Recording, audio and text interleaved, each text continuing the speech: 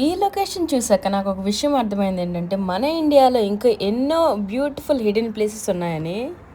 Hi guys, welcome back to my channel A square in London. నా India trip సిరీస్లో మరొక beautiful ప్లేస్ని అయితే మీకు చూపిస్తున్నాను. ఇది పార్ట్ 2 అనమాట. పార్ట్ 1 ఎవరైతే చూడలేదో వాళ్ళ కోసం అయితే లింక్ అయితే ఇక్కడ ప్రొవైడ్ చేస్తున్నాను. సో పార్ట్ 1 క్లియర్గా చూడండి అండ్ మీ ఒపీనియన్ కూడా కామెంట్ సెక్షన్లో కామెంట్ చేయండి. సో ఇక్కడ చూస్తున్నారు కదండి, ఇదే జిరాంగా మొనస్ట్రీ. ఇది one of the famous tourist place అని చెప్పొచ్చు. నిజంగా చెప్పాలంటే అసలు ఈ లొకేషన్ కోసం నేను ఎప్పుడు కూడా వినలేదు యూకేలో ఉండేటప్పుడు.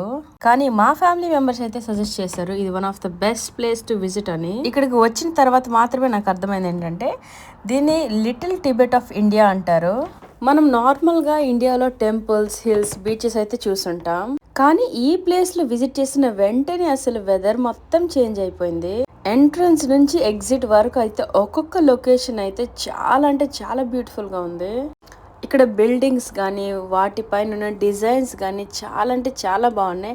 ఎస్పెషల్లీ ఆర్కిటెక్చర్ అయితే చాలా బ్యూటిఫుల్గా డిజైన్ చేశారు. ఈ లొకేషన్ సరౌండింగ్ మొత్తం ఏంటంటే ఒక ఫారెస్ట్లా మనకు అనిపిస్తుంది. ఫస్ట్ టైం విజిట్ చేసిన వాళ్ళకైతే డెఫినెట్గా అసలు మనం ఈ లొకేషన్ ఇండియాలోనే ఉందా లేదా అని డౌట్ అనేది డెఫినెట్గా వస్తుంది మీకు.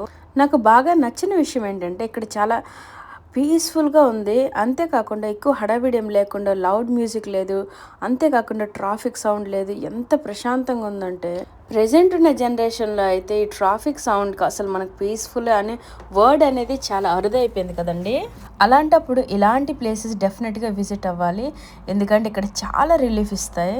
ఇది ఒక కేవలం టూరిస్ట్ ప్లేసే కాదండి, ఇక్కడ చాలామంది ఏంటంటే మెడిటేషన్ కోసం అండ్ ఇంకొంతమంది అయితే పీస్ఫుల్ కోసం అయితే ఇలాంటి లొకేషన్స్కి డెఫినెట్గా విజిట్ చేస్తారు. చాలామంది ఈ ప్లేస్ని అయితే ఎక్స్ప్లోర్ చేస్తూ చాలా పీస్ఫుల్గా కామ్గా కూర్చుంటూ ప్రతి ఒక్క లొకేషన్ని, అంతేకాకుండా వెదర్ని కూడా బాగా ఎంజాయ్ చేస్తున్నారండి. మీరు గమనిస్తే ఇక్కడ చాలా ప్లేసెస్లో అనమాట ఫ్లాగ్స్ అనేవి ఉంటాయి.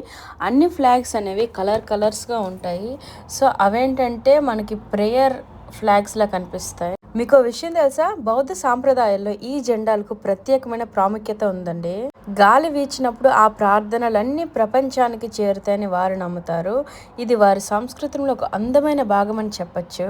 మరో ఆసక్తికరమైన విషయం ఏంటంటే ఇక్కడ చదువుకునే చిన్న వయసు సన్యాసులు కూడా ఉంటారు. వాళ్ళు సాధారణ విద్యతో పాటు బౌద్ధ తత్వశాస్త్రం కూడా నేర్చుకుంటారు. చాలా చిన్న వయసులో నుండి క్రమశిక్షణతో అయితే వాళ్ళ లైఫ్ అనేది స్టార్ట్ చేస్తారు. నేను ఇక్కడ తిరుగుతున్నప్పుడు ఒక విషయం గమనించాను. ఇక్కడ వచ్చిన వాళ్ళు ఎక్కువగా ఫోటోలు తీయడం కాకుండా ఆ లొకేషన్ మొత్తం ఆస్వాదించడంలో చాలా బిజీగా ఉన్నారు. ఇప్పటికీ సోషల్ మీడియా కాలంలో ఇలాంటి లొకేషన్ చూడడం చాలా ప్రత్యేకంగా అనిపించింది నాకైతే. అక్కడ ఉన్న వాళ్ళు ఏం చెప్పారంటే వర్షాకాలంలో అయితే ఈ లొకేషన్ ఇంకా బ్యూటిఫుల్గా అయితే కనిపిస్తుందంట. పచ్చని కొండలు, చల్లని గాలి, ప్రశాంతమైన వాతావరణం ఇవన్నీ కలిపి ఒకే ప్లేస్లో ఉండటం చూడడానికి కూడా చాలా బాగుంటుందని చెప్పారు. మీరు ఒడిస్సా వెళ్ళే ప్లాన్ చేస్తే పూరి, కొనార్క్ మాత్రమే కాదు, ఇలాంటి తక్కువ మందికి తెలిసిన ప్రదేశాలను కూడా తప్పకుండా చూడండి. ఎందుకంటే కొన్నిసార్లు మనం ఊహించిన ప్రదేశాల్లో అయితే మనకి చాలా బెస్ట్ మెమరీస్ అయితే ఇస్తాయి. నా ఇండియా ట్రిప్ లో నేను విజిట్ చేసిన ఇలాంటి బ్యూటిఫుల్ ప్లేసెస్ ఇంకా ఉన్నాయి. నేను ఇండియాలో విజిట్ చేసిన ప్రతి ఒక్క లొకేషన్ అయితే మీతో షేర్ చేస్తాను. ఇవన్నీ ప్రతి సండే లాంగ్ వీడియోస్ లో అయితే మీతో డెఫినెట్ గా క్లియర్ గా ఎక్స్ప్లెయిన్ చేస్తానండి. సో ఈ వీడియో చూస్తున్న వాళ్ళు మన ఛానల్ ని ఇంకా సబ్స్క్రైబ్ చేయకపోతే డెఫినెట్ గా సబ్స్క్రైబ్ చేయండి. మన ఛానల్ ని కొత్తగా చూస్తున్న వారు లైక్ చేయండి, షేర్ చేయండి, సబ్స్క్రైబ్ చేయడం మాత్రం మర్చిపోవద్దు. అంతేకాకుండా మీ ఫ్రెండ్స్ అండ్ ఫ్యామిలీకి కూడా షేర్ చేయండి. And thank you for watching. Bye bye.